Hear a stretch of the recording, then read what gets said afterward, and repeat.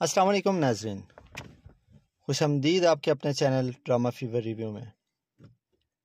آج ہم جس ڈرامہ ایپیسوڈ کے بارے میں بات کرنے جا رہے ہیں وہ ہے من مست ملنگ کی ایپیسوڈ 54، جس میں جشن موت میں تبدیل ہو گیا، سکندر کا قتل۔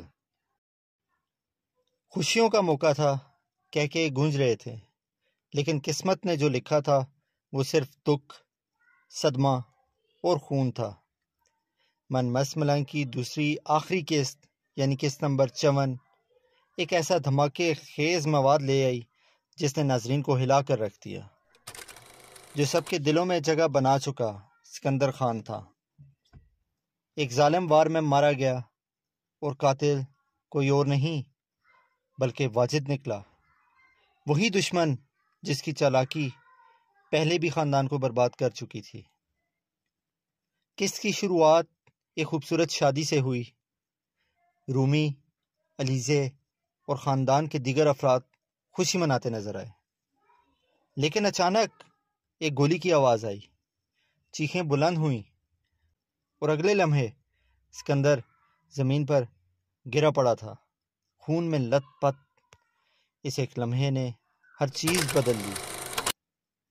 واجد نے نہ صرف قتل کیا بلکہ یہ وار ایسی جگہ کیا جہاں سب بے خبر تھے۔ لیکن اصل سوال یہ ہے، کیا واجد کا اگلا نشانہ رومی ہے، یا پھر یہ سب کچھ کبیر کو پھنسانے کی سازش ہے؟ کچھ فین تھیوریز یہ بھی کہتی ہیں کہ واجد نے یہ سب کبیر پر ڈالنے کے لیے کیا تاکہ علیزے بھی اس پر شک کرے اور رشتہ ہمیشہ کے لیے ٹوٹ جائے۔ ناظرین، سوشل میڈیا کا رد عمل دیکھا آپ نے؟ جیسے ہی قسط نشر ہوئی، ٹویٹر اور یوٹیوب پر فینس کا طوفان آ گیا۔ کسی نے لکھا، Sikandar death ruined my emotions for this series، تو کوئی کہنے لگا، I can't believe the writers killed the only man who stood for love and peace۔ ایک صارف نے یہاں تک لکھا، if Kabir gets blamed for this I am quitting the show۔ اب جب کہ سکندر جا چکا ہے، آزاد گھوم رہا ہے واجد، اور کبیر کی وفاداری سوالوں میں ہے، تو آخری قسط میں کیا ہوگا؟